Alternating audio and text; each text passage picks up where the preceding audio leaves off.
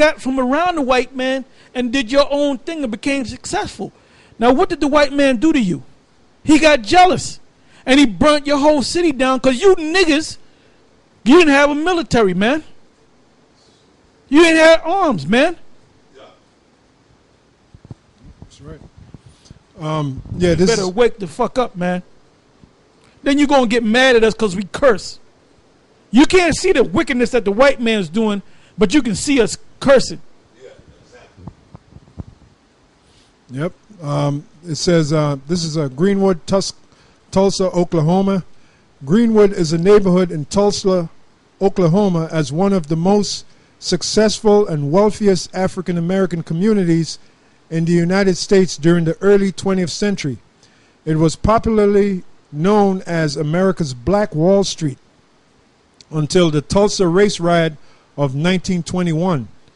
The riot was one of the most devastating race riots in history, and it destroyed the once thriving Greenwood community. Within 5 years after the riot, surviving residents who chose to remain in Tulsa rebuilt much of the district. They accomplished this despite the opposition of many white Tulsa political and business leaders. It resumed being a vital black community until segregation was overturned by the federal government during the 1950s and 60s. See? So Martin Luther King and them guys, they were down, man. You see that? So segregation was a bad thing. That helped destroy whatever little what's the word I'm looking for? Integration was a bad thing. Yeah, integration. Yep. I'm sorry, integration was a bad thing. Integration, I had it backwards. I'm sorry. In other words, you niggas were better off. You were better off being integrated, man. Them whole things of segregated. Okay, I was right. Because when they overturned segregation, that destroyed what little. Well, segregation is when they separated everything. Yeah. What the so-called Jews set up that integration to bring integration. blacks and whites together. Yeah. They had them niggas going up in the lunchroom and all that in the diners, and then they sat down there eating their food. Yeah. And crackers was around them saying, "Damn nigga, you damn nigga," spitting at them. Integration. You know, man, that didn't make no goddamn sense, man. Yeah. All you had to do is do your own goddamn thing. That's it. Do your own thing. Why you got to be amongst the white man? Like years ago, and one of them guys was speaking in the camp back in One West, but he made a point. He's like, yeah, you niggas are like little kids, crying. The white man don't want to be around you. I want to go to the bathroom with you, Mr. White Man. So the white man, okay, nigga, like you give something to a spoiled kid. Okay, nigga, here, you can have it. You want to go to the bathroom behind me? Catch AIDS? Okay, here you go to the bathroom behind me, nigga. Sit in the same nasty toilet that I sit my little leprous, syphilitic ass on, and you can catch AIDS and all my diseases. Because the white man carries diseases, you know. When them whites came over here during the 1600s and 1500s, when the white man first came over here to our land, right, they brought all them diseases with them, man. And the so-called Indians, man, we didn't have immunity to a lot of them diseases, meaning what? We had never been exposed to that.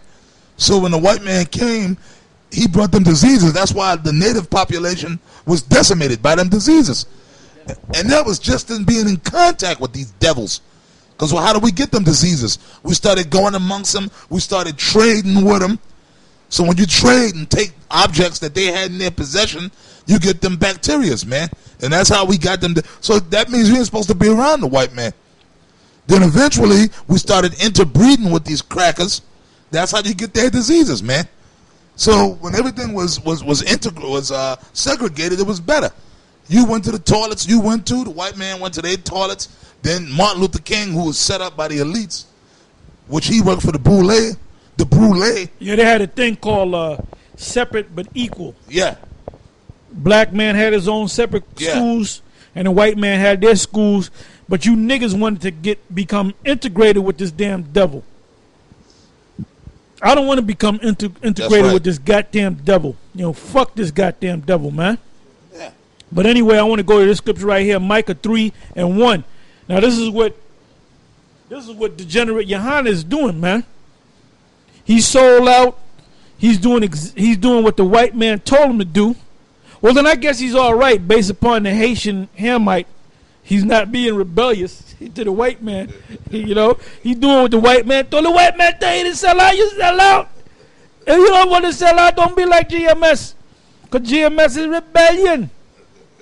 Go ahead. This is the book of Micah, chapter 3, verse 1.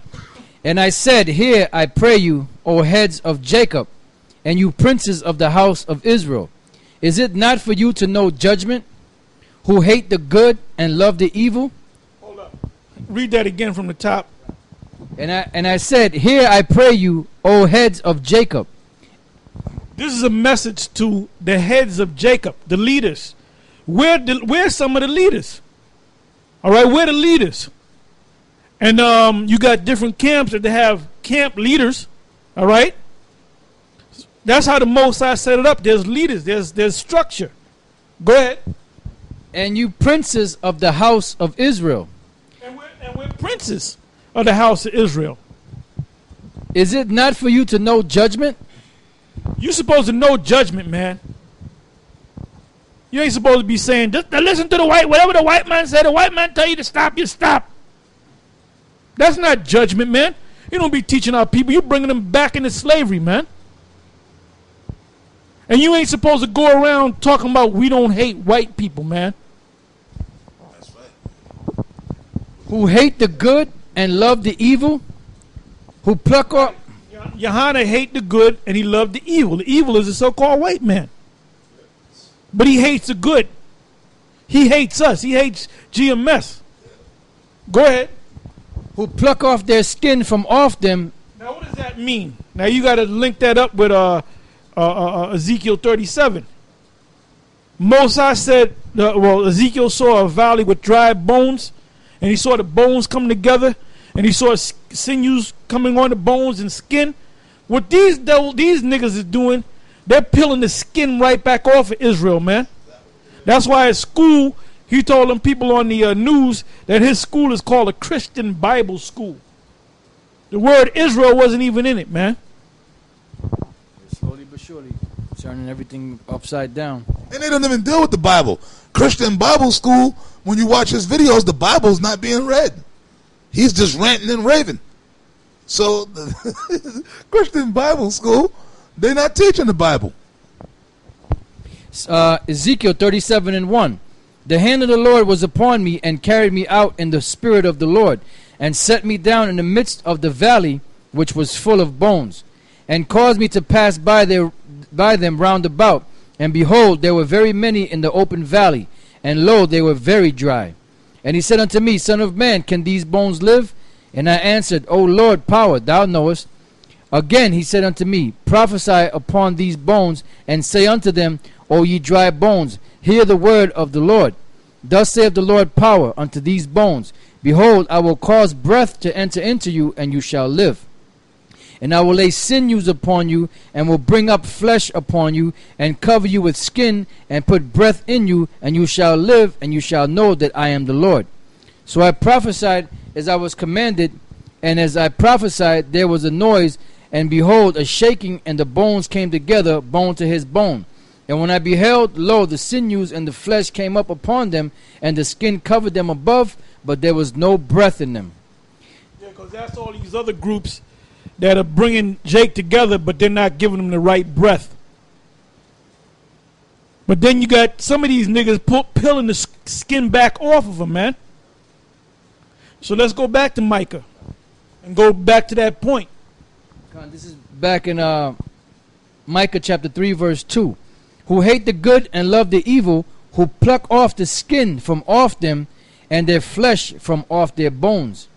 Who also eat the flesh of my people, and flay their skin from off them. And they break their bones, and chop them in pieces. That's what Nate is doing. Nate is trying to bring the bones together and the skin on them, but he's not giving them the breath.